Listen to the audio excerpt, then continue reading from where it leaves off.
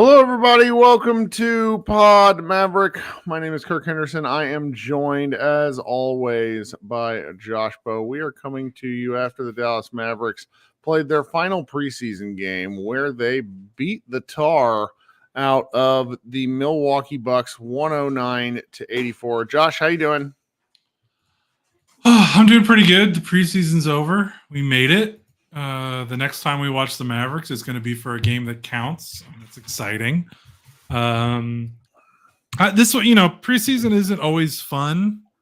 It's usually not fun in terms of we just kind of have to get through it. This one was in particular a little rough just because, we didn't see Luka at all. And it's usually preseason is for the end of the bench guys, and the Mavericks kind of, you've said it ad nauseum all summer. Like when you have a finals contender, the end of the bench guys don't matter to a certain degree, like not in terms of just like heavy analysis. So there just, wasn't too much to watch besides seeing Klay fit in and maybe Grimes and Najee Marshall. But I think the main thing is just they won big and it was a nice, comfortable win. And what is it?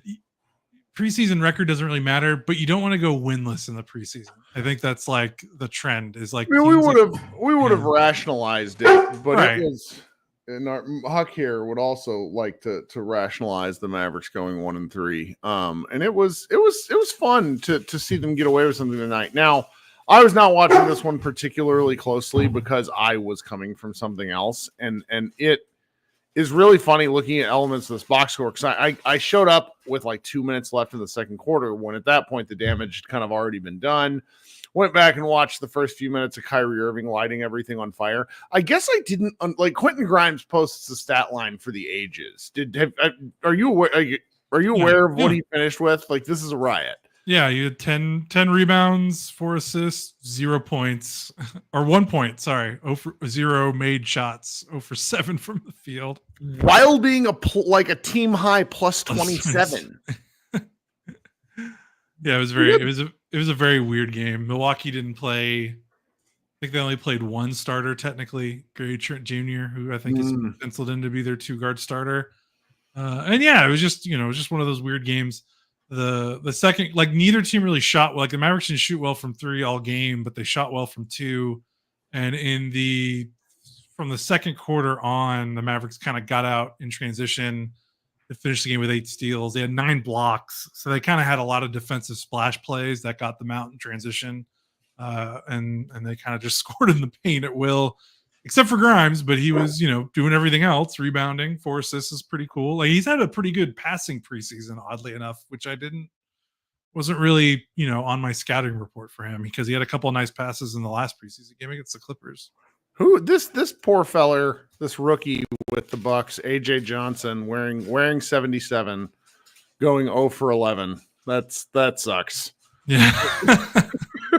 He did have 8 assists, but it's like, oh goodness. Anyway, I think he's their first round pick that is 19 and like apparently is like one of those 2 years away from being 2 years away kind of guys. Yeah. Well, it's funny when you're just trying to make it through the preseason healthy and you still have to play your guys just because, you can't. Like, Kyrie Irving playing tonight seemed a bit of a surprise. My understanding was, at least from kind of following along the internet, he was reported as not playing. Then he ends up in the starting lineup, which seemed to surprise some people. It's really nice to see him look good. 6 for 7 from the field is very funny, 19 minutes. But then again, just watching some of these guys play basketball is really man, Daniel Gafford and Derek Lively are going to be so much fun this year. I know we've talked about it a little bit, but it just bears repeating because that's one of those things you just have to look forward to, where these guys just look so good and they're not even playing with the guy who makes them look good. That's pretty fun. Yeah, that's encouraging. I think we kind of knew that from Lively because I think our expectations are just through the roof. To see Gafford do it, which, not really trying to knock on Gafford, but I think like an underrated part of Gafford is he's 26. So like he's not in his full prime necessarily. You know what I mean? Like he's he could still develop. Like, obviously, he's not like a developmental player. Like, what I'm trying to say. I'm just trying to say, like, there's still some years on him in terms of like he could get better. Like when we talk about internal improvements, so much of it has been about Lively, Jaden Hardy, and the guys that have been drafted in the last 2 to 3 years. And Gafford, and PJ Washington also to an extent are both still relatively young players on the, that are right around 25, 26 years old. So, and Gafford has kind of not really had a situation to stick. Like he was in Chicago and then Washington. Like this is the first time he's been in a really positive winning environment in his career. And I think that's going to pay dividends. And another thing is Gafford and PJ Washington were both, mid-season trade acquisitions. So this is their first training camp with Dallas, first off season. Like I think that stuff matters. I don't know how much it matters, but I think it matters. So, I don't know. I think it's just kind of an under the radar kind of thing. You're right.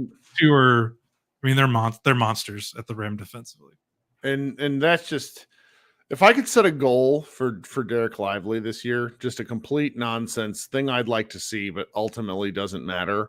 I want to see Derek Lively with a Bill Russell style block where he just grabs the ball out of the air and comes down with it. He had a couple of chances tonight, and I think he, as big men, and if anybody who's ever gotten one of these will tell you, getting a volleyball style spike feels unbelievable. But Lively's athleticism is just sort of the type, depending on who they're playing against. I really think he could just go snatch one of those out of the air. Like, for sure. His athleticism is just so crazy. And it's going to take me a while to get used to it just because we haven't seen that many guys that are really capable of playing this way and are that athletic. So it's really something to see. What do you think about, first of all, I never really discussed this sort of stuff because I don't like dumping on the Mavericks. But Instagram admin guy, whoever posted the photo of Klay with 2 made shots in a row as the caption.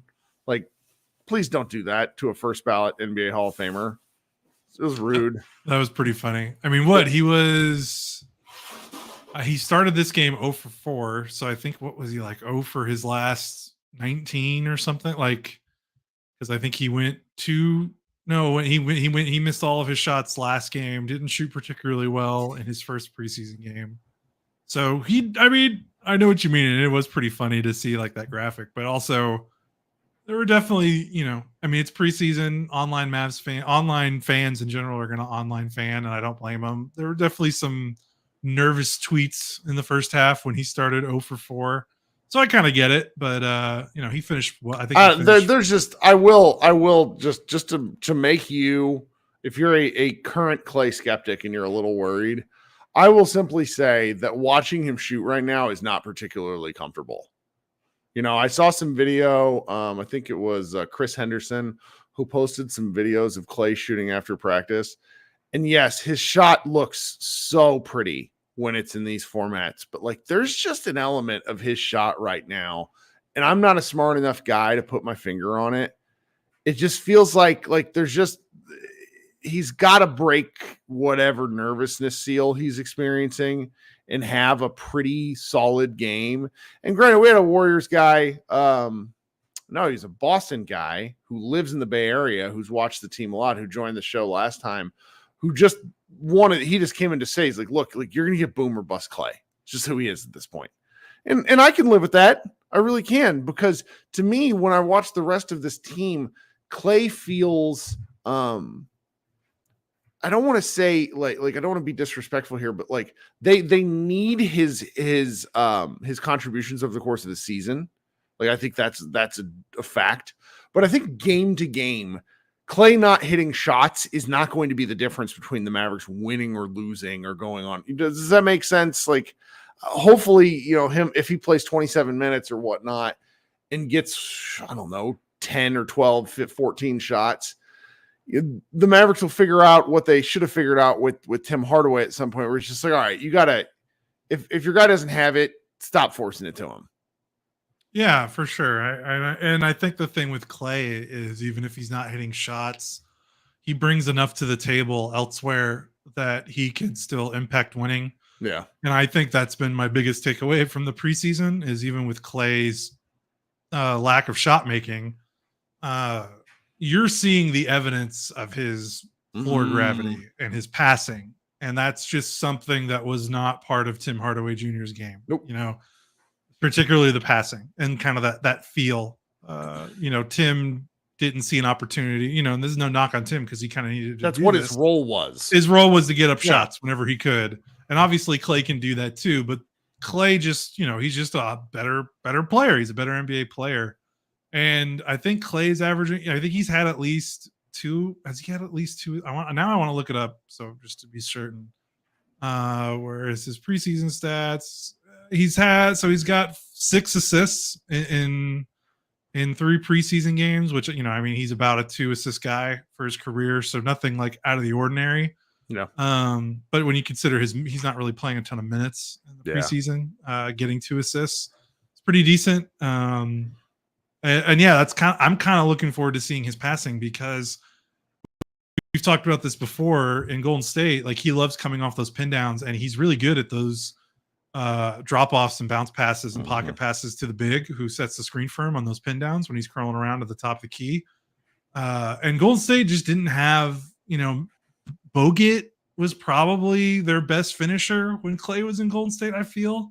I mean, Looney was okay.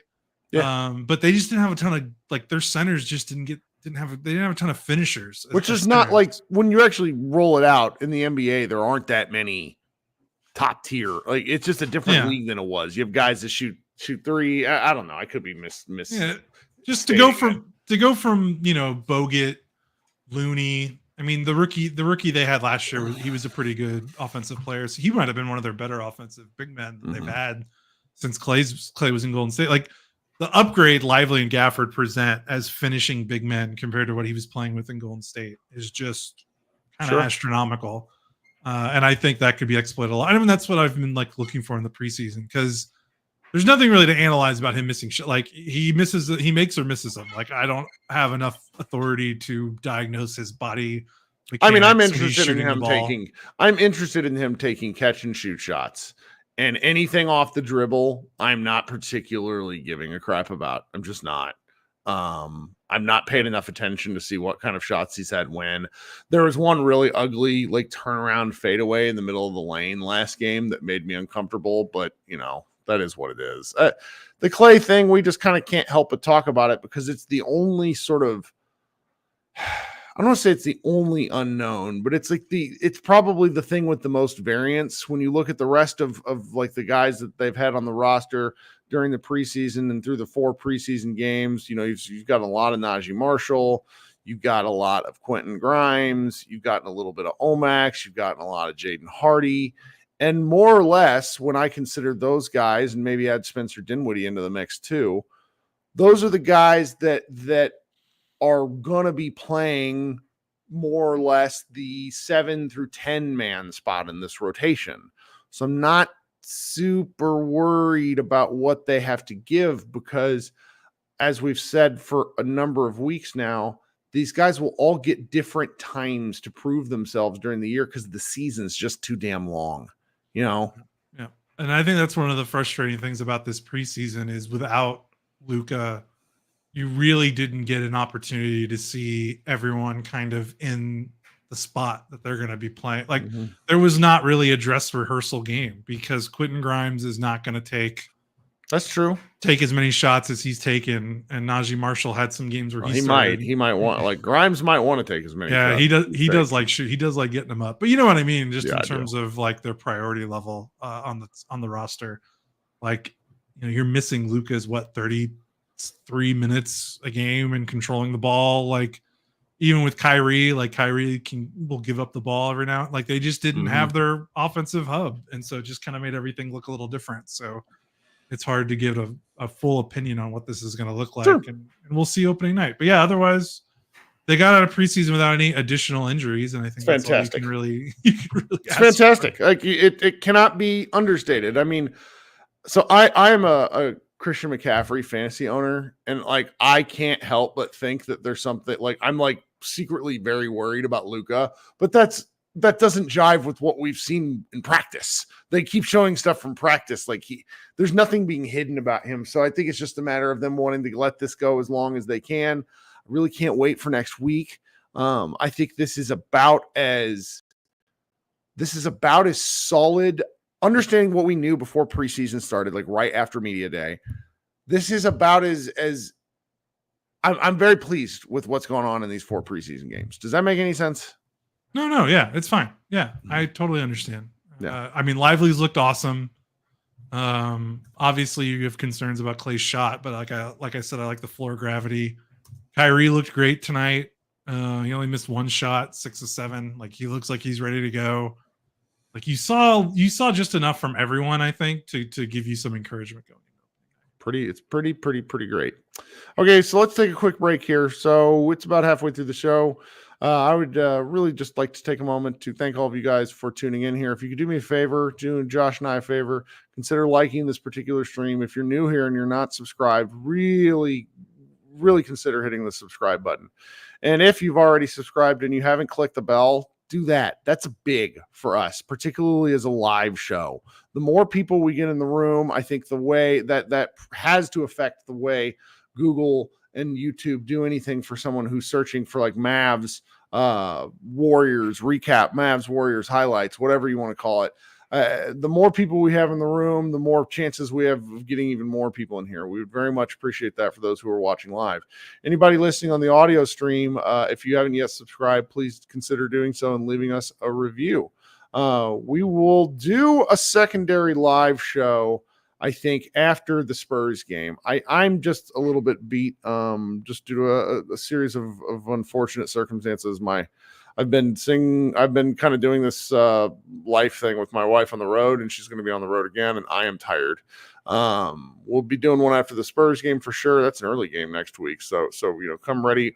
I'll probably do at least one more show between now and then. Friend of the show, Jason Gallagher, did the thing that I love it, and I mean this sincerely. I love it when my friends invite themselves on, because it makes it's so much easier than actually having to go find someone to talk to. It's like, oh yeah, sure, let's just do the thing we would have done in private, except we'll put it on here. I couldn't be more excited for the season. We got about 3,300 subscribers. I think maybe setting the goal for the end of the season for 5,000 could be fun. We're just going to continue to enjoy doing the show as often as we can.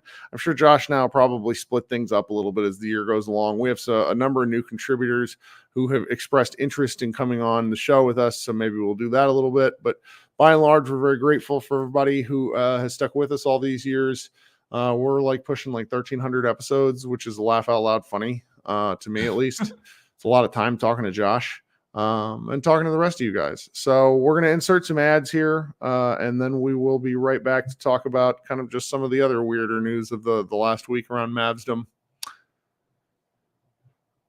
Okay, and we're back. Thanks for sticking with us here. So I was out all day, and I was checking my phone briefly, and I saw that there was some heat.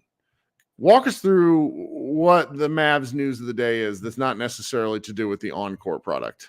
Oh yeah. So I guess the biggest news of the day was the Mavericks peeled back some more information about their TV broadcast situation going into the season. And again, we're less than a week away from opening night, or is it a week from today, or are they the 23rd? I don't know, top of my head. Either way, it's next week. People were getting a little squirrely because they hadn't announced anything yet. Other than the fact that I think they made an announcement a few weeks ago, or maybe last month, that they were going to obviously be done with Bally Sports because they had severed their agreement with them, since the company that owns Bally Sports has gone bankrupt and has started to sever their contracts with the local teams. So they announced that. And when they did that, they said that the regular season for non-exclusive national TV games would be at least 15 games on WFAA Channel 8, that's ABC, in the DFW area and some other markets. And then the other, maybe 70 plus games would be on another local station, Channel 29, which I believe was a Spanish language station that they're now rebranding kind of into something different. And a lot of people were I mean, it's good news, bad news, because it basically meant every 70 plus regular season Mavericks games are now going to be free over the air, which means you can plug in a TV antenna into your TV and you get Mavericks games in HD, which is awesome. No monthly subscriptions, no cable contracts. That's just good. I feel like that should be like a standard baseline for all pro sports teams, like not regardless of sport. Like your team in its local market should be available over the air for free. Like that should be standard, and it's something the NFL has had an advantage over for a while. And I don't think it's a coincidence that it's such a dominant sport when they've got that advantage they've had for years since they've existed. So that's good, but a lot of Mavs fans were wondering because hey, Channel 29 is not on my cable package, or it's not on my TV provider, it's not on my Hulu guide or my YouTube TV. And the Mavericks were kind of being cagey. They kind of said, we'll announce more the availability of Channel 29 as we get closer. And they kind of did today. And it's kind of good news, bad news. So the good news is they announced 8 additional markets for over the air. And when you look at the graphic the Mavericks put together, there's a lot, like the whole state is pretty well covered in terms of being able to watch the Mavericks over the air. Like Amarillo, Wichita Falls, El Paso, Midland, Lubbock, Shreveport, Louisiana, Texarkana, Tyler. We're going to have to be, this is a specific Mavs Moneyball related thing. We're going to need to be pretty thorough in our preview coverage about where people can watch this stuff. Yeah, we definitely are. It's very annoying for us as content creators because, and keep going. I'll get to my point. They got Waco, San Angelo, Laredo, then the Rio Grande Valley, Harlingen, Weslaco, Brownsville, McAllen. Basically, the whole state besides like Austin, Houston, San Antonio, which makes sense because that's Spurs and Rockets country. So really, like that's pretty impressive that they've been able to roll that out for over the air. Basically, if you're a Mavs fan not living in a Spurs or Rockets market, you're going to be able to watch Mavs games for free over the air. And even like Laredo, like as someone that's spent a year in McAllen, like the Rio Grande Valley and Laredo, like that's Spurs territory. So the fact that the Mavs are going to be on down there is actually kind of surprising to me that they were able to figure that out. And then they announced, okay, so Channel 29, which is where the majority of games are going to air, as regular season games. So in the following live TV providers: AT&T Uverse TV, Charter Spectrum, DirecTV, Dish, Frontier Fiber Keller, Fubo, I don't know how that's pronounced, Grande Communications, One Source Communications, and Optimum. If you'll notice, 2 big omissions there are YouTube TV and then like the Hulu live TV, which like I don't have the numbers in front of me, but YouTube TV has a considerable amount of subscribers.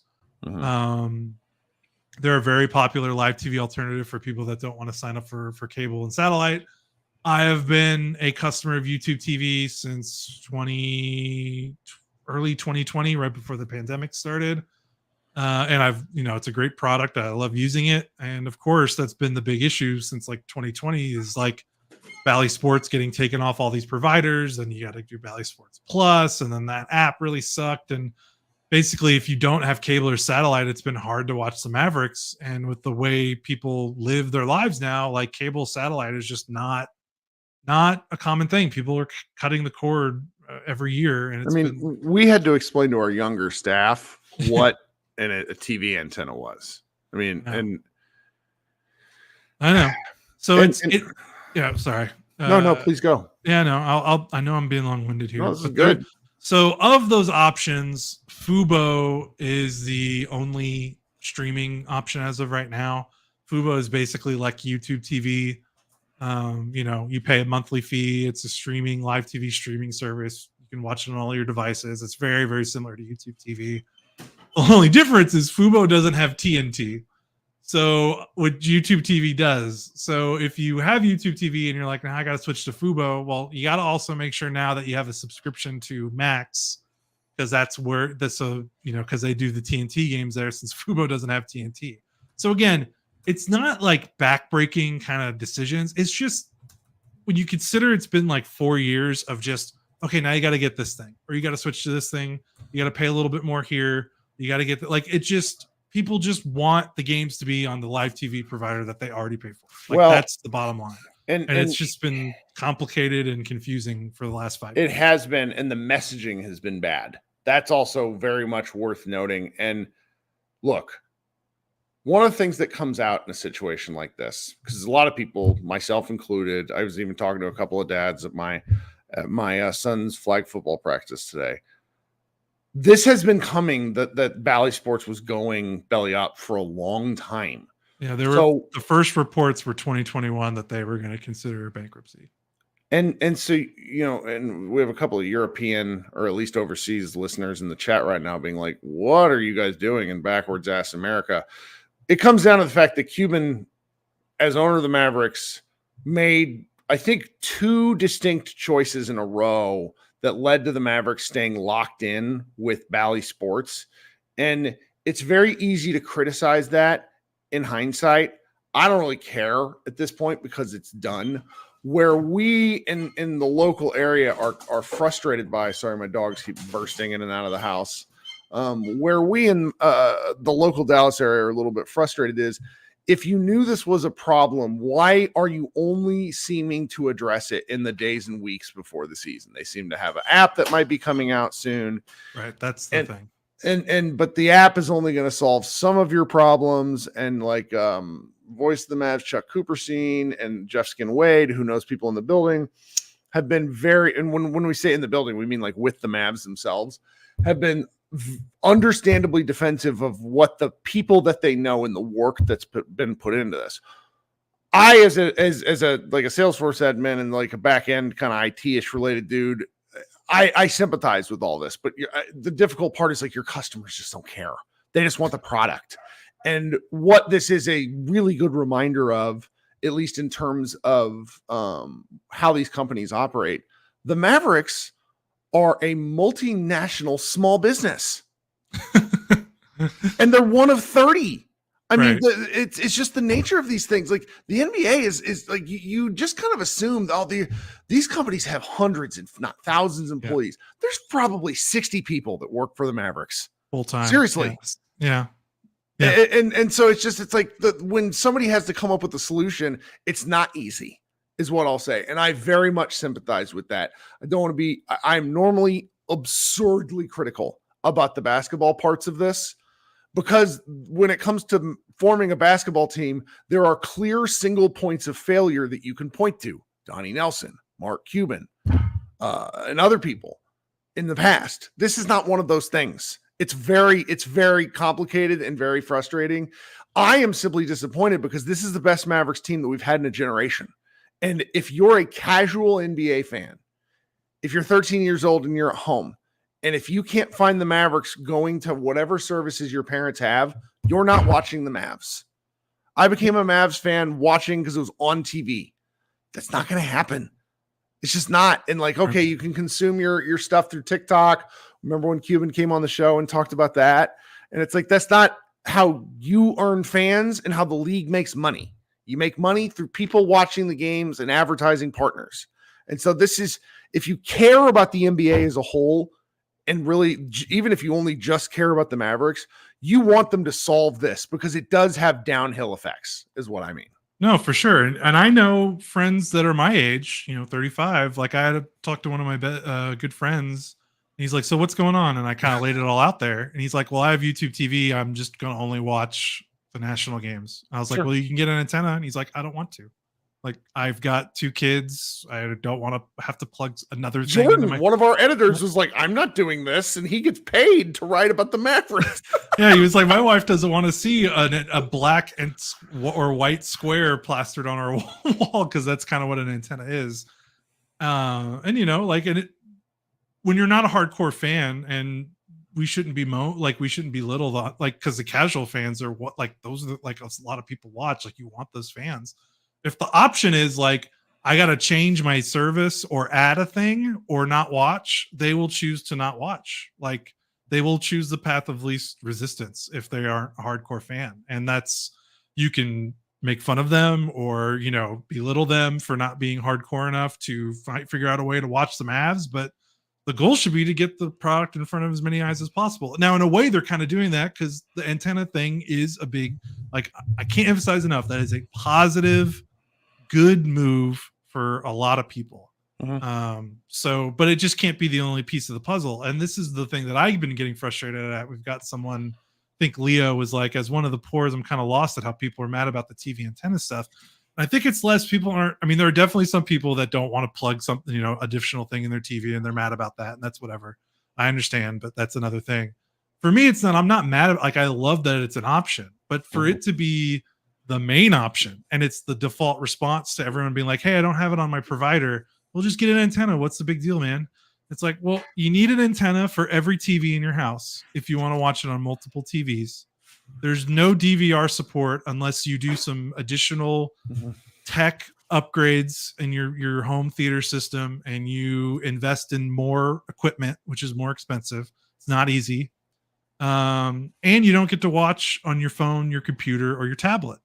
And Kirk, I don't know about you, but I would say unless you are a single person living by yourself with no roommates, not having the ability to pause or record games, not having the ability to watch on your phone, your computer, or your tablet, that's a big deal. Like, just telling someone with 2 kids or someone that shares a house with 3 people, just get an antenna, man. Like, it's just not that easy. Where the messaging element comes into line, because I think they knew this by like All-Star break last year that this was going to be a thing. And if that was the case, that could have been a part of the local area messaging. You know why they didn't? Because they were currently on Bally's and they were just stuck between this perpetual rock and a hard place. And that's why I feel for everybody involved. And I don't really feel like getting too critical. Like, there was a couple of folks that we all follow or engage with or do whatever on social media that were really like going at each other over all this. Yeah. I get it's a bottom line layer of frustration that I sympathize with, and it comes back to the fact that everybody likes this team and everybody wants to watch this team. Not made it very easy, right? And then to put a button on all this, if their streaming solution comes out when people have been talking, like Brad Townsend of the Dallas Morning News, and I know Jeff Skinwade. And others, I think even Mark Fall, like a lot of people, they're alluding that the streaming solution will be announced next week and is coming soon. That could be the solution for what I'm talking about. Like, if they roll out something like the Dallas Stars did, where you can subscribe to their app and you can watch on your phone, you can watch on your TV, you got DVR, you got all that stuff. Fine, like that'd be great. I don't have to cancel my YouTube TV and join a new service and piss off my wife, who has to figure out how to use a new UI, which I braced her for that this morning. And she basically was like, no, fuck you. Like, I don't want to learn a new UI. And I was like, okay, well, hopefully they have this app soon. So that could be the solution. And if it is great, it's just people are frustrated. It's been a long 4 years. That's where the frustrations come. So it's what makes this additionally frustrating is some of us have seen behind the curtain. So we have these variety of people in the chat right now that are talking about the overseas version of League Pass, which is outstanding. We also, at my birthday party, Kevin O'Connor came and his login was the blackout version of NBA League Pass. Basically, you get everything all the time. And we were freaking out because we weren't going to be able to watch the game 5 against, or was it, it was game 6 against Oklahoma City at my birthday party. And Kevin comes through and we're able to put in the login and we're able to watch this game. And as we're watching, we're like, oh, this is the product as seen through like the eyes of the admin. And it's such a powerful product for anyone that's not regionally like geo-locked into a United States address. Everywhere else gets this incredible product, whereas the United States customers, and it's not because of the NBA, it's the rights deals, it's stuff that goes way over our head, but like it's a promise. It's such a frustrating thing. So you're like, oh, this is what it could be. Right. And we just don't get access to that as American customers. And there's no real easy way around it. Yeah, one of my best friends moved to Denver 2 years ago, and he's like, it's easier for me to watch Mavs games here than it was when I was living in Dallas. And I'm like, because he just subscribed. You can just subscribe to the $14 a month, one team league pass, because that's all he needs. All right. That's it. Like, he gets what he wants. He gets on all devices, gets game replays. And I'm just like, I want that. Can I have that? Can I pay $14 a month to watch? That's like, right. I will. Like, that's the thing that's been frustrating, right? Like, we don't want. It's not like we're crying because the stuff isn't like we will give you money. I will pay you money. Just let me watch the team. Like, tell me where to give you the money and I'll watch the team. So I think, that's part of the frustration. But again, if the streaming app comes out before opening night and you got this over the air solution, that's a good combination and we'll be okay.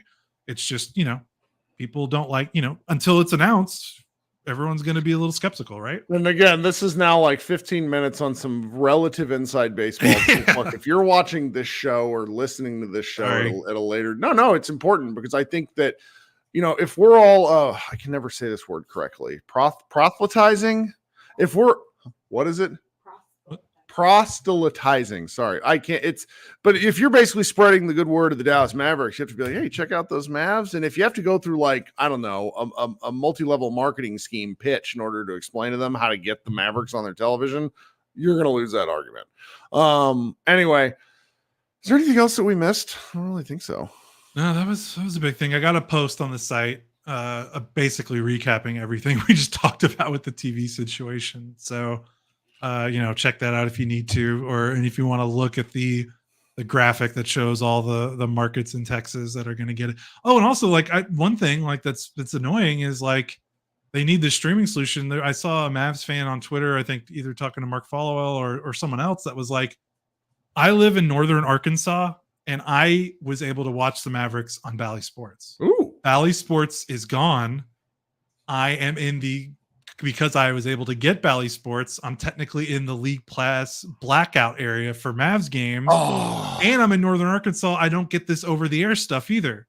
Literally has no way to watch the game. Brian Windhorst has that problem. He lives in Nebraska, but he couldn't see Nuggets games. Because the League Pass blackout stuff. Right. It's wild. Yeah, so, cross your fingers that the streaming app that they have works, has every feature that you need, and eventually this will be, water under the bridge. But I think you make a great point about like when we were kids, like TV was like almost like a utility. Like it was your month, like it was just like electricity or water. Like when we moved out for the first time, like it was like, okay, what do you need? You need to get your electricity set up, your internet set up, and TV. Like there wasn't a question. You got TV. Like it was just part of your monthly bill, and like your local team was always there. And like if you had if you were growing up and you're fortunate enough to live in a house that had cable, like you just grew up with, you never had to think about it. The fact that you have to think about like what does that do to growing the fans and the future of the fan base when it's this it's this complex. Yep. That's unfortunate. I'm trying to think if there's anything else because you and I just haven't talked. Have you seen The Wild Robot yet? No. Dang it. I don't know. I'm just wondering if my 3.5-year-old can handle it. The colors are gorgeous. And so I think even if thematically a lot of it might go over her head, like the visualization is like, wow. Yeah. I think I don't know. That. It's tough for me because we were stuck. Parker had just turned 4 when COVID started, and I broke down and showed him all sorts of stuff I probably shouldn't have. So I don't really have a good comparison point. All right. Well, I think that's about it for you and I. We probably won't talk, at least here, until next week. I will at least try to get another show up. We will probably, we're continuing to ramp up the writing at Mavs Moneyball. It's very funny in our Slack, depending on what those of us do for work. I love showing up and there being like 280 missed messages. And I'm like, did anyone write an article? Because there's 280 messages here. And oh no, we're not going to.